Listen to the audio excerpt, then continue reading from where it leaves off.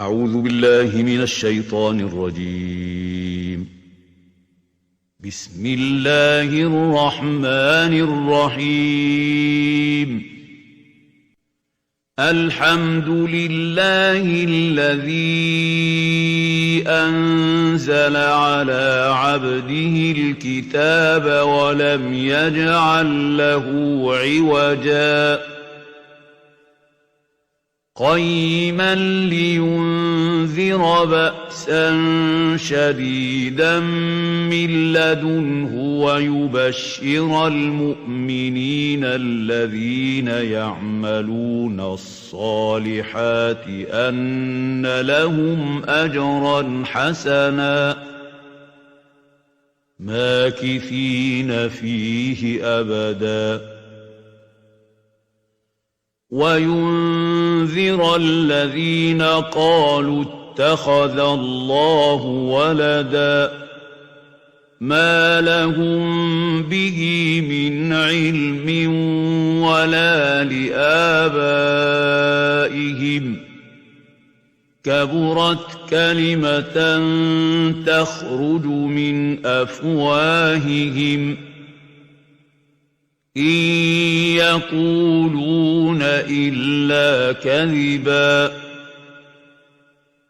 فلعلك باخع نفسك على آثارهم إن لم يؤمنوا بهذا الحديث أسفا إنا جعلنا ما على الأرض زينة لها لنبلوهم أيهم أحسن عملا وإنا لجاعلون ما عليها صعيدا جرزا أم حسبت أن أصحاب الكهف والرقيم كانوا من آياتنا عجبا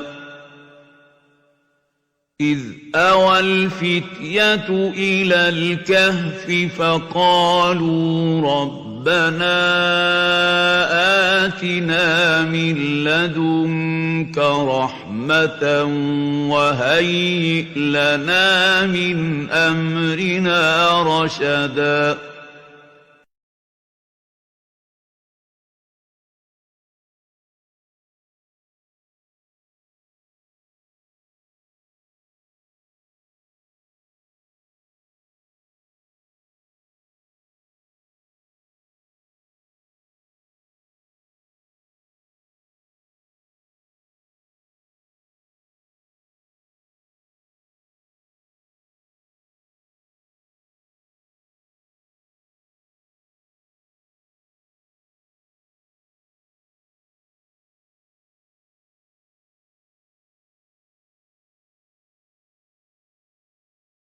أعوذ بالله من الشيطان الرجيم. بسم الله الرحمن الرحيم. الحمد لله الذي أنزل على عبده الكتاب ولم يجعل له عوجا قيما لينذر بأسا شديدا من لدنه ويبشر المؤمنين الذين يعملون الصالحات أن لهم أجرا حسنا ماكثين فيه أبدا وينذر الذين قالوا اتخذ الشيطان الرجيم. بسم الله الرحمن الرحيم. لقد جاءكم رسول من أنفسكم عزيز عليه ما عنتم حريص عليكم بالمؤمنين رؤوف رحيم فإن تولوا فقل حسبي الله لا إله إلا هو عليه توكلت وهو رب العرش العظيم. Sadaqallahul azim. Sesungguhnya telah datang kepada kamu seorang rasul dari golongan kamu sendiri, yaitu Nabi Muhammad sallallahu alaihi wasallam, yang menjadi sangat berat kepadanya sebarang kesusahan yang ditanggung oleh kamu, yang sangat lobakan, yakni inginkan kebaikan bagi kamu, dan ia pula menumpahkan perasaan belas serta kasih sayangnya kepada orang-orang yang beriman. Kemudian, jika mereka berpaling ingkar, maka katakanlah, wahai Muhammad, cukuplah bagiku Allah yang menolong dan memeliharaku. Tiada Tuhan yang berhak disembah melainkan Dia. Kepadanya aku berserah diri dan Dialah yang mempunyai arasy yang besar. Kita berada di penafsiran ayat-ayat terakhir surah Taubah. Surah yang ke-9 pada juzuk yang ke-11. Pada ayat 128 sehingga ayat 129. Ayat-ayat yang diturunkan ini menceritakan tentang sifat Nabi Muhammad sallallahu alaihi wasallam dan hubungannya dengan kaumnya serta perjuangan baginda sallallahu alaihi wasallam. Ketika mana Allah Ta'ala memerintahkan Rasulnya untuk membacakan surah-surah Al-Quran, dan termasuk surah ini, surah At-Taubah, yang di dalamnya mengandungi taklif atau kewajiban-kewajiban yang berat, yang sukar, yang payah untuk melaksanakannya, melainkan orang-orang yang diberikan oleh Allah Ta'ala kepadanya dengan taufik. Maka Allah Ta'ala menceritakan bagaimana hendak seseorang yang beriman itu merasakan bahawa taklif ini tidaklah berat sebenarnya. Dan segala hukum hakam, peraturan, undang-undang, ia adalah bersifat mudah. Kerana Nabi yang diutuskannya ini di kalangan kamu juga, yang senantiasa inginkan kemuliaan, keagungan dan faedah kembali kepada kamu. Nabi dan Rasul yang diutuskan ini senantiasa merasa terbeban bila ada sesuatu yang membebani kamu. Nabi dan Rasul ini yang sentiasa punya keinginan yang besar supaya kamu dapat memperolehi kebaikan akhirat dan juga kebaikan dunia.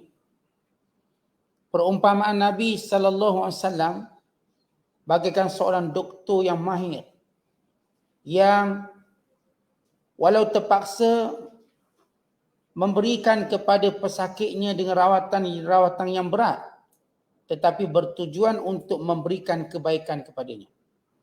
Bertujuan untuk menyihatkan tubuh badannya. Bertujuan untuk menjadikan dia orang yang sihat senantiasa. Itu bandingan yang disebut oleh ulama tentang bagaimana peranan baginda sallallahu alaihi wasallam dalam menyampaikan surah ini. Baik, kalau kita lihat daripada awal surah ini, yang dikenali dengan surah Bara'ah, dikenali juga dengan surah At-Taubah, dikenali juga dengan surah Fadhihah, surah yang memerintahkan orang beriman supaya berperang, memerintahkan orang beriman supaya memutuskan perjanjian dengan orang kafir yang mengkhianati. Surah yang mendedahkan tentang sifat-sifat munafikin. Surah yang menjelaskan tentang bagaimana kalangan orang-orang beriman yang diterima taubatnya dan yang ditangguh taubatnya. Surah yang menjelaskan tentang hukum hakam yang berkait dengan peperangan. Maka surah ini ialah suatu surah yang berat yang hendak disampaikan. Kerana ia memberi maksud perang, kerana ia memberi maksud memutuskan hubungan dengan orang kafir. Yang mereka ini sebangsa bukan satu keluarga. Dan surah yang menjelaskan tentang perang yang menjadi kewajiban. Dan surah yang menerangkan tentang hukum hakam yang berkait dengan taubat. Bukan hukum hakam yang berkait dengan menuntut ilmu.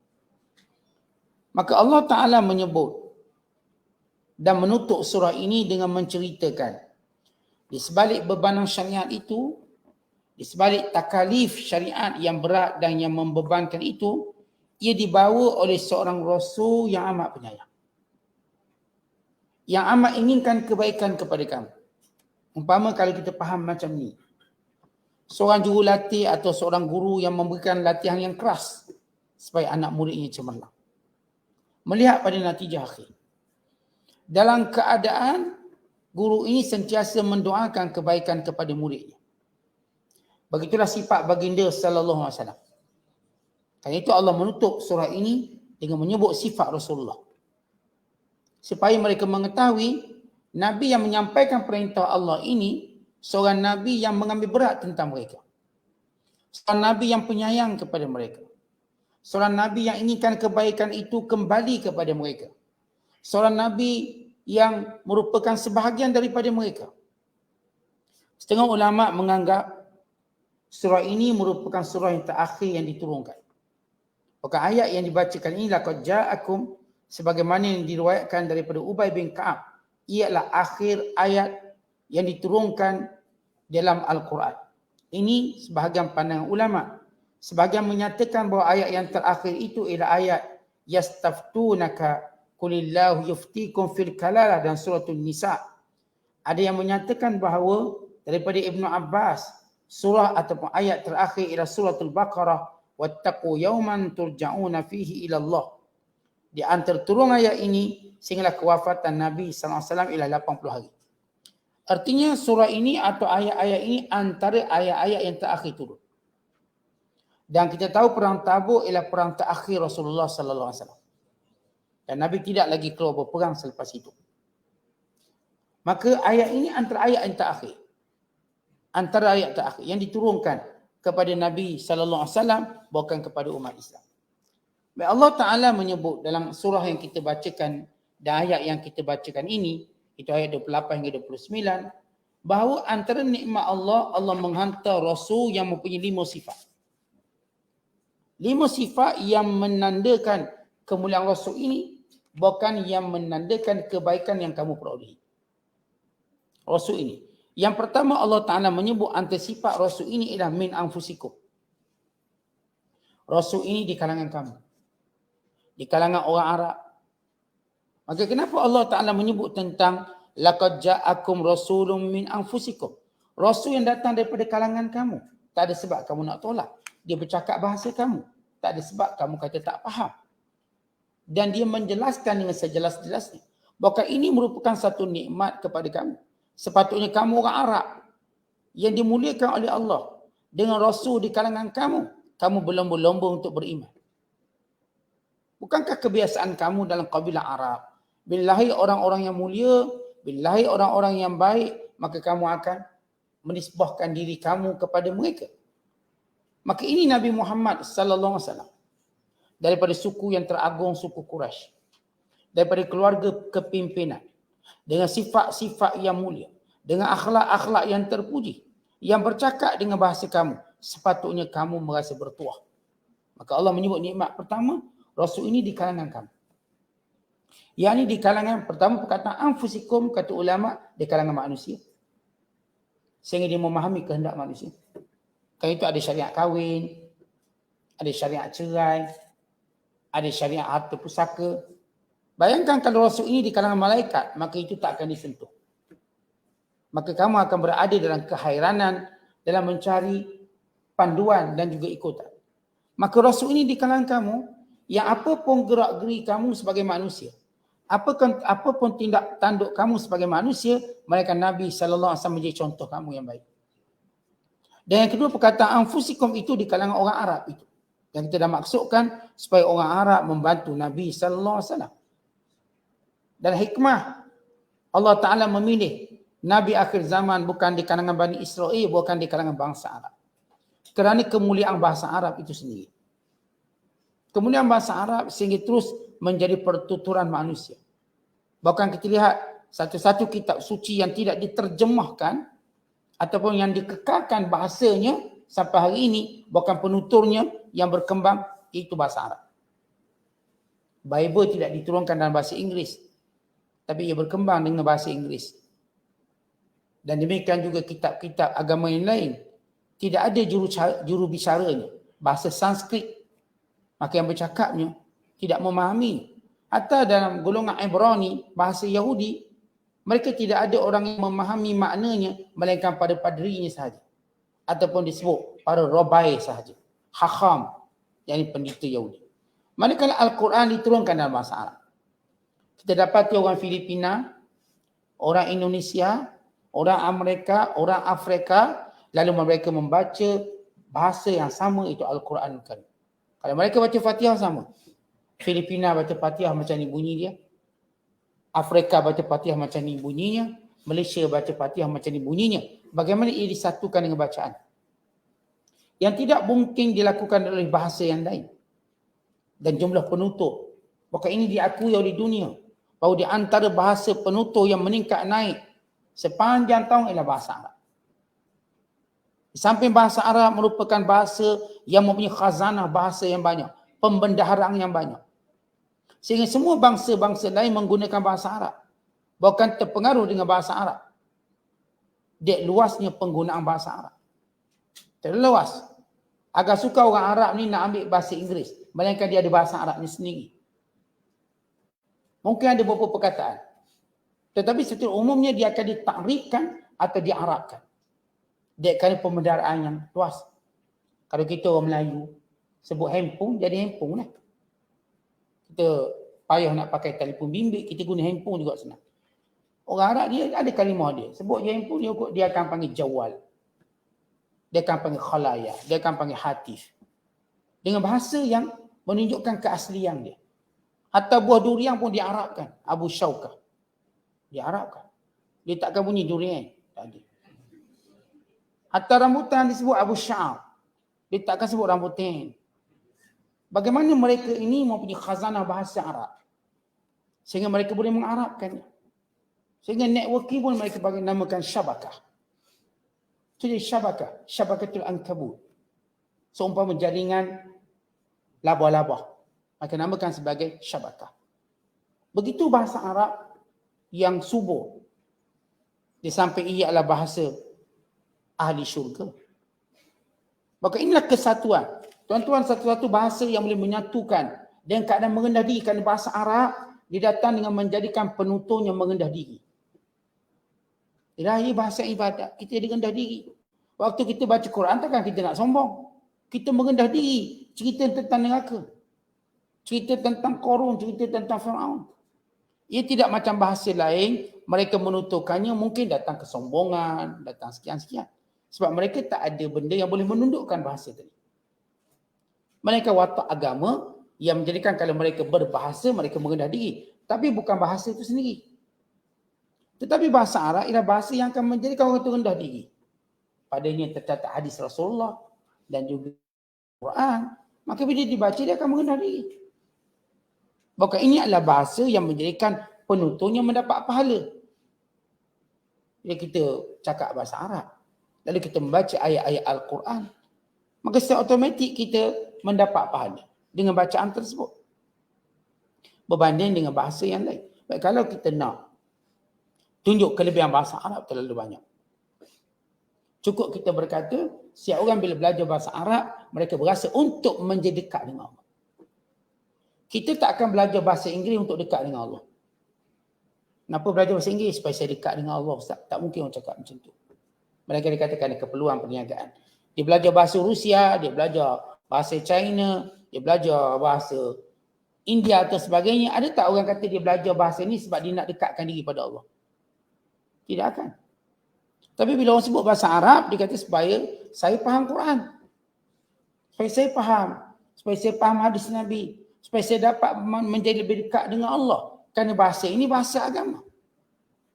Ia bukan bahasa pertuturan, ia bukan sekadar bahasa pertukaran maklumat dan sebagainya. Ia adalah bahasa agama. Kita tak boleh nisbahkan bahasa lain sebagai bahasa agama.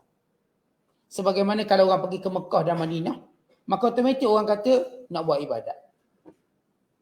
Pergi ke Mekah, pergi Madinah, bila kita tengok orang tu balik Mekah Madinah, kita kata dia jadi baik. Tak ada pula orang bila balik London dia baik tu sebab apa? Baru balik London tu baik. Tak mungkin orang cakap macam tu. Tapi bila seorang pergi Mekah, pergi Madinah, kita akan kata dah insaf tu baru tu yang pergi Mekah tu. Itu yang pergi Madinah tu dah insaf. Bila balik, dia baru balik Mekah. Tak ada orang pula kata saya nak taubat, nak insaf. Lepas tu, saya belilah tiket pergi ke Uganda. Orang kata ni bukan orang nak insaf. Ni orang nak gila. Kalau orang nak insaf, dia nampak Mekah, nampak Madinah. Maka demikian bahasa Arab. Bila seorang belajar bahasa tadi, dia melihat muamalah duniawi, tapi bila dia belajar bahasa Arab, dia melihat muamalah ukhrawi. Maka kerana itu Allah membangkitkan Rasul ini kerana bahasa Arab. Kemudian Allah menyebut sifatnya yang kedua. Azizun alaihi ma'anitum. Rasul ini merasa berat. Aziz yang berat, beban. Alaihi ke atasnya. Ma'anitum, apa yang menimpa kamu. Segala masyakkah kamu, segala musibah yang menimpa kamu, kalau Rasul ini dengar, dia simpati. Dia prihatin. Sebab itu Nabi SAW sentiasa menyuruh kita melihat bawahan kita. Dan sentiasa mengingatkan umatnya. Siapa yang memegang urusan umatku, lalu ia memudahkannya, maka Allah akan memudahkannya. Tapi siapa yang memegang urusan umatku, lalu ia menyusahkannya, maka Allah akan menyusahkannya. Nabi SAW mendoakan, siapa yang mudahkan orang, Allah akan mudahkan dia. Man yassara ala mu'sirin, yassarahu Allahu yaumal qiyamah. Siapa yang memudahkan orang yang susah, Allah akan mudahkan dia pada hari kiamat kelak. Man naffasa an mu'minin kurbatan min kurabil dunya, naffasallahu anhu kurbatan min kurabil akhirah. Siapa yang melepaskan satu kesusahan orang beriman di dunia, Allah akan melepaskan satu kesusahannya di hari akhirat kelak. Rasul ini bukan sekadar prihatin kepada masalah umatnya. Sama ada dalam persoalan taklif. Sehingga baginda SAW tidak solat tarawih di masjid. Bimbang takut solat ini diwajibkan. Nabi hanya solat beberapa malam di masjid. Kemudian Nabi solat kat rumah. Dia tanya kenapa? Kerana Nabi kata Rasul, khaufan. Aku bimbang, aku takut. Ayufradu alaikum. Kalau solat tarawih ini diwajibkan pada kamu. Bila Rasulullah menyatakan hendaklah kamu menunaikan haji. Lalu seorang lelaki berkata, ya Rasulullah afi kulli am. Apakah setiap tahun? Nabi diam. Nabi bimbang jawapannya tadi menyebut setiap tahun. Akhirnya menjadi beban kepada umatnya buat haji setiap tahun. Maka kewajiban haji sekali seumur hidup. Inilah Rasulullah yang bersifat azizun ma'anitu. Berat dengan apa yang menyusahkan kamu. Berat dengan apa yang menimpa kamu. Berat dengan apa yang kamu lalui daripada musibah dunia dan akhirat. Hatta Nabi SAW, dia menunggu umatnya. Bimbang-bimbang umatnya akan ditimpa dengan kesusahan akhirat kelak. Maka dia mensyafaatkannya. Bahkan dia berdoa kepada Allah. Bahkan dia memanggil umatnya satu persatu. Untuk menyelamatkan. Siap kesakitan umat ialah kesakitan Rasulullah. Kegembiraan umat ialah kegembiraan Nabi SAW. Sebab tu Nabi duduk dengan sahabat. Bila sahabat ketawa, Nabi ketawa bersama sahabat. Ya, Nabi boleh ketawa apa yang sahabat ketawakan. Untuk menunjukkan keprihatinan baginda SAW. Dan Nabi turut bersedia dengan apa yang ditangisi oleh para sahabat. Maka ini yang disebut sebagai aziz. Merasa berat. Alaihi atas Rasulullah. Ma'anitum, apa yang menimpa kamu. Apa yang berkenaan dengan kamu. Apa yang berkait dengan kehidupan kamu. Itu sifat kedua. Dan sifat ketiga baginda sallallahu alaihi wasallam, harisun alaikum. Harisun alaikum, sentiasa inginkan kebaikan pada kamu. Sentiasa lobakan kebaikan kepada kamu. Ai harisun, iaitu sentiasa inginkan ala hidayatikum, supaya kamu dapat hidayah. Wa isalil khairati ilaikum fid dunya wal akhirah, dan supaya setiap kebaikan dunia dan akhirat sampai pada kamu. Sebab itu Nabi SAW nak kalau seorang hamba Allah, bila buat satu amalan, dia dapat dua kebaikan. Maka Nabi menyebut tentang silaturahim. Bukan sekadar mendapat pahala akhirat kelak, bukan punca umur panjang. Bukan punca rezeki luas. Sehingga kata Nabi sallallahu alaihi wasallam, man arada an yubsata lahu fi rizqihi wa yunsa' lahu fi atharihi falyasil rahimahu. Siapa yang ingin rezekinya dilapangkan, umurnya dipanjangkan, maka hubungkan silaturahim. Tuan Nabi nak biar satu amalan tadi orang beriman dapat dua kebaikan, serampang dua mata. Dunia dapat kebaikan, akhirat dia lagilah mendapat kebaikan. Sebab itu Rasulullah menyarankan, menyuruh kita buat macam-macam amalan. Sebagai amalan untuk keselamatan dunia kita. Supaya tak terkena binatang buasnya, tak terkena gangguan jin dan syaitannya. Sebagainya supaya kita sentiasa tenang, tak dibebani oleh hutang, tak dibebani dengan masalah. Nabi ajar doa tu, Nabi ajar bacaan ni. Ini Rasulullah yang harisun. Kalau Rasulullah sallallahu alaihi wasallam tak pernah peduli, Nabi tak ajar benda ni. Akhirnya kalau kita buka kitab sunnah, kitab hadis, kita jumpa hadis-hadis yang ajar. Doa bila ditimpa musibah, doa bila datang ribut yang kuat, doa bila membeli kenderaan baru, doa bila memakai baju, doa ketika mana tidur, ketika bangun tidur, doa ketika makan, doa ketika mana diberi makan, doa ketika mana menaiki kenderaan, doa ketika mana menghadapi gangguan. Kesemuanya ini kan harisun, keinginan Rasulullah nak beri kebaikan pada kita. Supaya dalam hidup kita sentiasa ada panduan, ada pedoman, ada benteng dan ada keselamatan. Nabi ajar kita keluar rumah baca bismillah tawakkaltu ala Allah. Maka syaitan akan berkata dia telah dipelihara. Wuqiya wa kufiya. Dia dipelihara, dijaga, dicukupkan. Nabi ajar siapa yang malamnya dia membaca 2 ayat terakhir suratul Baqarah, amanar Rasul, mereka cukup baginya. Yang cukup baginya perlindungan daripada sebarang ketakutan, kebakaran ke, runtuhan ke. Ya kita tidur tuan-tuan, mana kita sedar berlaku kebakaran. Kita tidur mana kita sedar berlaku runtuhan. Maka Rasulullah ajar kita baca ayat. Amanar Rasulu bima, sehingga akhir 285, 286. Illa kafatah, mereka ia mencukupi. Perkataan kafatah kata ulama yang pertama, cukup baginya kalaupun dia tak bangun qiyamul lail, dia dapat tercatat baginya pahala qiyamul lail. Yang kedua perkataan kafatah, yang dia menyelamatkan dia daripada semua gangguan syaitan. Yang ketiga perkataan kafatah, yang ini mencukupkannya, menyelamatkan dia daripada segala mara bahaya yang tak dijangkakan. Ya, orang tidur tuan-tuan, kita tak tahu apa berlaku. Mungkin datang tsunami, mungkin datang ribut taufan, mungkin datang runtuhan, mungkin datang kebakaran. Siapa tahu benda itu? Apa kemampuan kita? Dan kadang kita tidur segalanya sudah pun terpejam. Maka datang perlindungan Allah melalui bacaan-bacaan kita ini. Dan kalau saya katakan tadi kita buka hadis-hadis Nabi, petunjuk-petunjuk Nabi banyak. Atau Nabi ajar kita kalau berjalan di kawasan petir, supaya tidak ditimpa dan dipanah oleh petir, Nabi ajar doa. Supaya kita tak terkena petir. Kadang kita tahu di antara tanda akhir zaman, ramai orang mati kerana petir. Ramai orang mati kerana petir. Bahkan ia menjadi satu hari nanti dia akan menjadi kemalangan biasa sebagaimana kemalangan jalan raya. Hari ini kan kita dengar kemalangan jalan raya setahun 6,000 orang. Setahun mungkin 10,000 orang ni kalau kita sebut kat Malaysia. Kalau dunia lagi banyak lah. Kemalangan kerana jogging. Dicatatkan di Amerika Syarikat. Kes kemalangan kerana jogging 10,000 orang mati setahun. Sebab tu saya tak nak jogging. Kes kematian sebab jogging ni, orang jogging tak bagi. Dicatatkan setahun sebanyak 10,000 kematian. Yang kena langgar, yang kena itu jatuh lubang, macam-macam. Akhirnya nanti di akhir zaman, ialah kes orang mati kena petir seperti kes kemalangan. Rasulullah ajar kita doa. Supaya kita sentiasa ada protection, perlindungan. Macam-macam doa yang Rasulullah ajar pada kita. Namun dalam masa yang sama, Nabi mengajar kita menerima takdir Allah. Doa sebagai satu ikhtiar, sebagaimana makan ubat juga ikhtiar. Namun, takdir Allah akan tetap berlaku. Kita baca doa umur panjang sekalipun, bila sampai mati, kita matilah. Tapi dia asbab kerana doa, kita akan mati dalam husnul khatimah. Kita akan mati dalam mendapat pahala, kita mati dalam keadaan redha, kita mati dalam keadaan keluarga kita boleh terima dengan baik. Tak adalah lepas tu keluarga kita jadi huru-hara sebab kita mati. Mereka tenang menerimanya. Berkat kita doa. Maka inilah sifat Rasulullah harisun. Sebab itu kita akan jumpa segala pesanan Rasulullah pada kita dan semua perkara. Atau kita berkahwin, dia ajar doa perkahwinan, malam perkahwinan. Dia ajar kita doa waktu mendatangi pasangan masing-masing. Supaya anak tadi tidak diganggu oleh syaitan. Terlalu banyak kalau kita nak buka hadis-hadis, doa-doa yang menandakan harisun alaikum, sifat Rasulullah yang inginkan kebaikan kepada kita.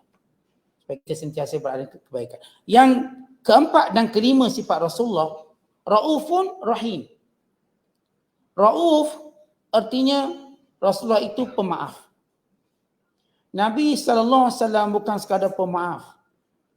Kata Ibn Abbas radhiyallahu ta'ala anhuma, sammahu Allah ta'ala bismaini min asma'ihi. Allah meletakkan nama Allah kepada Rasulullah. Raufun ni nama Allah. Innahu kana raufar rahima, Rauf. Tetapi dua nama ini Allah letakkan kepada Rasulullah. Artinya tajalli sifat. Sifat itu yang merupakan sifat Allah, Allah beri pada Nabi sallallahu alaihi wasallam. Nabi mempunyai sifat itu. Sifat bila mana Rasulullah memaafkannya, Nabi melupakannya. Nabi bukan sekadar maaf, Nabi lupa. Kita tuan-tuan kalau maaf mungkin payah nak lupa. Maaf-maaflah tapi lupa. Agak sukar. Ataupun kita maaf tapi kita tak mungkin lepas tu mesra. Payah sikit lah. Tetapi Rasulullah tidak. Baginda maafkan dan baginda mesra lepas tu. Orang-orang yang nak bunuh Rasulullah, Nabi bermesra dengannya. Orang-orang yang menentang Nabi sallallahu alaihi wasallam, Nabi bermesra dengannya. Maksudnya Nabi maafkan dan Nabi bermesra. Maka ini sifat Rauf. Dan Rahim, amat penyayang, yang disebut sebagai syadidur ra'fati war rahmati bil mu'minin, amat berkasih belas kepada orang beriman. Amat berkasih belas. Sebab itu Rasulullah sentiasa berusaha untuk menyampaikan hidayah. Biar semua orang dapat masuk Islam. Biar semua orang mendengar dakwah ini. Bahkan Rasulullah sallallahu alaihi wasallam sentiasa menyuruh para sahabat menyampaikan kepada semua orang. Kerana sahabat fahamlah Islam sampai ke Nusantara. Sebab mereka saling berpesan menyampaikan. Kerana ia datang dari sifat Nabi Rahim. Yang amat sayang. Nabi tidak mau kebaikan cuma dapat satu kelompok. Biar semua dapat. Kita kan tuan-tuan Rahim, tak kita Rahim tapi pada anak-anak kita je. Biar anak kita cukup makan, anak orang lain tak cukup makan, tak apa. Biar anak kita yang cerdik, anak orang lain tak cerdik, tak apa. Itu kan sifat kita. Kita cuma Rahim pada keadaan yang tertutup. Rahim kita tuan-tuan pada kelompok yang dekat dengan kita. Tapi tidak Nabi SAW. Rahim Rasulullah kepada semua manusia. Bahkan Rasulullah ingin semua orang beriman. Sehingga Allah Ta'ala menegur Rasulullah. Afa anta tukrihun nas hatta yakunu mu'minin? Apakah kamu wahai Muhammad ingin memaksa manusia sehingga mereka semua beriman? Tak boleh paksa. Allah Ta'ala kata, Allah tegur baginda SAW, apakah kamu nak paksa orang? Kerana sifat penyayang Rasulullah nak semua orang beriman. Seperti Rasulullah hampir memaksa mereka untuk beriman. Tapi Allah menegur, tak boleh paksa. Bahkan hampir Rasulullah nak membinasakan dirinya sendiri kerana fikirkan umat. Allah sebut dalam Quran, fala'allaka bakhi'un nafsaka ala atharihim illam yu'minu bihadzal hadisi asafa. Hampirlah kamu wahai Muhammad membinasakan diri kamu dek kerana mereka tidak mau beriman dengan apa yang kamu bawa. Dek kerana sedih dengan apa yang berlaku. Nabi SAW sedih sebab umatnya tak nak terima Islam. Padahal kalau kita apa berdiri tak nak terima sudah. Tapi tidak Rasulullah. Kalau Rasulullah ini tak peduli tuan-tuan. Waktu Nabi sallallahu alaihi wasallam berhijrah ke Mekah, Nabi tak peduli lagi orang Mekah bila Nabi hijrah ke Madinah. Tapi tidak, Nabi datang lagi berdakwah sehingga orang Mekah seluruhnya memeluk Islam. Yang memusuhi baginda. Ini sifat Rahim. Baik, sesudah Allah Ta'ala menyebut tentang 5 sifat Rasulullah. Kemudian Allah menyatakan, fa'in tawallau, sekiranya mereka tetap mau berpaling. Tidak mau menerima Islam. Sesudah diberitahu tentang sifat kamu yang mulia. Dan tujuan setiap hukum hakam disyariatkan. Dan tujuan hukum hakam disampaikan. Dan mereka tetap tidak mau menerima apa yang kau bawa wahai Muhammad. Di kalangan orang musyrikin, orang munafikin. Maka cukup kamu berkata dan berdoa. Hasbiyallah. Maksud hasbiyallah. Ay Allahu kafi fin nasri alal a'da. Cukuplah Allah membantu kita menentang musuh kita. Allahu kafi. Allah pencukup. Allah yang cukup dalam memberi bantuan dan pertolongan. La ilaha illahu. Tidak ada sembahan selain dia. Yang dengannya aku berdoa dan dengannya aku tunduk. Alaihi tawakkaltu. Dan kepada Allah aku bertawakal. Ai fawwadtu amri ilaihi wahdahu. Aku serahkan seluruh urusanku hanya kepada Allah. Fala atawakkalu illa alaih. Dan aku tidak mungkin menyerahkan urusanku selain daripada Allah. Wa huwa rabbul arsyil azim. Maka dialah Allah, pemilik arasy yang agung. Sepakat ulama, makhluk Allah yang paling besar namanya arasy. Kenapa disebut arasy? Kerana ialah makhluk Allah paling besar sekali. Besar dari langit, besar dari bumi, besar dari planet, besar daripada malaikat.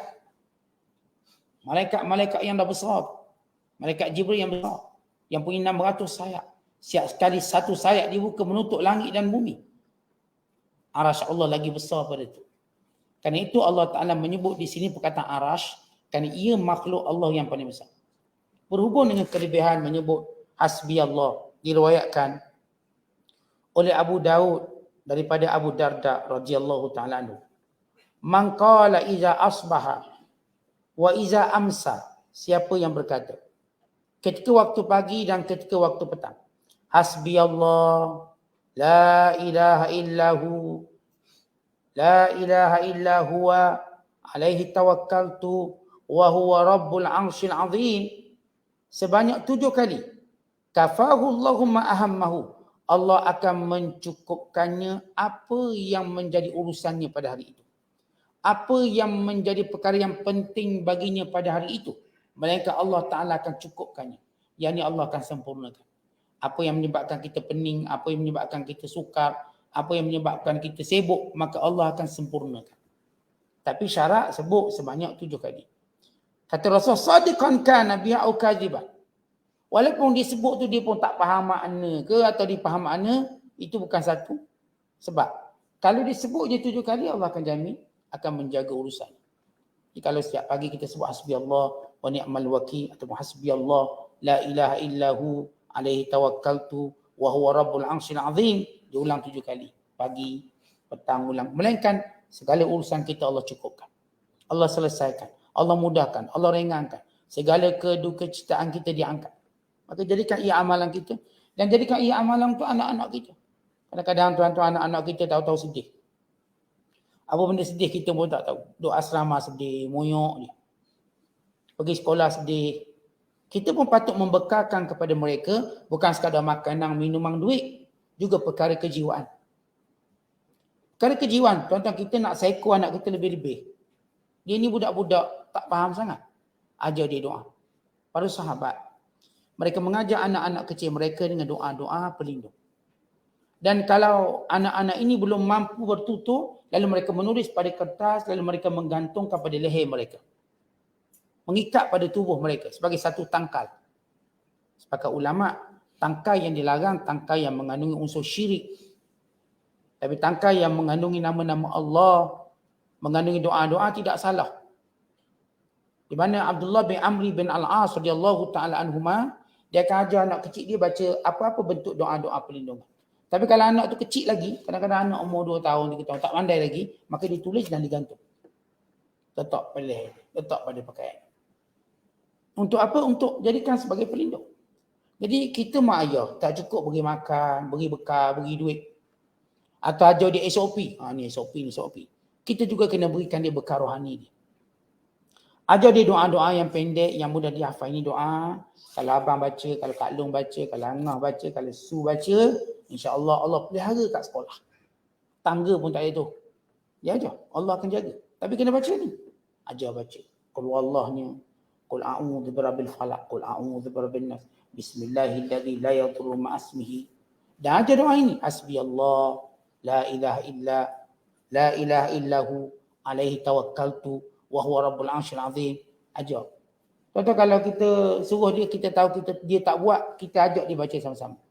Ni on the way hantar ke sekolah, okey ikut abah, ikut umi baca. Apa kat sekolah. Kata ini cara kita yang kita ambil daripada cara para sahabat. Waktu mendidik anak-anak mereka. Yang sebahagian sahabat didik anak-anak dengan membaca cerita-cerita perang sebelum tidur biar berani. Bukan cerita hantu pocong sebelum tidur, langsung suik. Kalau anak kita penakut, tu tak bagi tutup lampu. Kalau boleh umi pun jangan tidur bila umi tidur kat sini, takut. Cuba ajar cerita perang, dia jadi berani. Cerita yang bersemangat. Kita tak baca kepadanya cerita-cerita khayalan. Cinderella lah, cerita-cerita yang khayalan. Buat apa? Sampai dia berimajinasi yang palsu. Kita cerita yang betul. Cerita semangat kanak-kanak zaman Rasulullah. Kanak-kanak yang berani zaman Rasulullah. Yang pergi perang ke, yang cerdik ke, yang gagah ke, maka anak-anak kita bersemangat. Ya bagus baca berita, baca cerita sebelum anak-anak tidur, bagus. Kita pun sama, kita baca sebelum tidur juga, lepas tu tertidur. Jadi bagus bacaan-bacaan seumpama ini kerana ia beri motivasi. Khususnya pada anak-anak. Dan doa. Sebab itu Nabi SAW menyebut antara kaifiat doa ini. Kemudian diriwayatkan ataupun hakan niqash an Ubay bin Ka'ab annahu qala aqrabul Qur'ani ahdan billahi ta'ala hatani ayatan. Dua ayat yang paling dekat dengan Allah. Yang ini punya kelebihan iaitu dua ayat ini. Laqad ja'akum rasulun min anfusikum hinggalah kepada akhir ayat ini. Di ayat ini ada kelebihan di sisi Allah Subhanahu wa taala. Dan ayat ini juga ialah ayat yang ketika mana dicatat Al-Quran. Bila pembukuan Al-Quran, biasanya satu ayat bila ditulis kena ada dua orang saksi. Tapi untuk ayat ini tidak perlu pada saksi, terus ditulis dalam mushaf.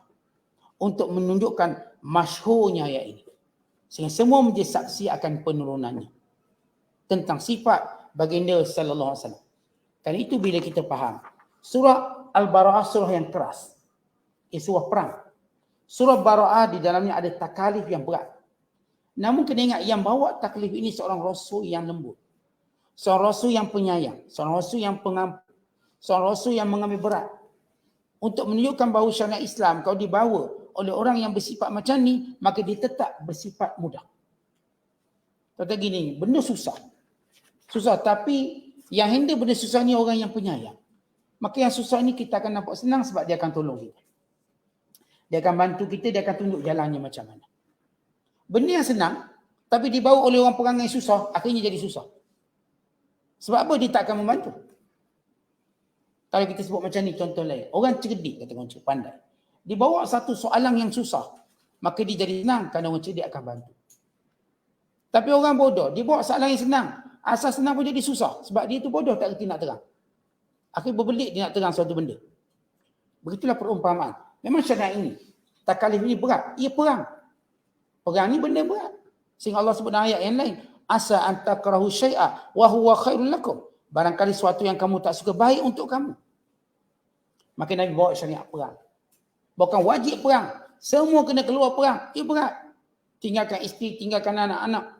Berhadapan pula dengan musuh namanya Rom. Bukankah itu berat?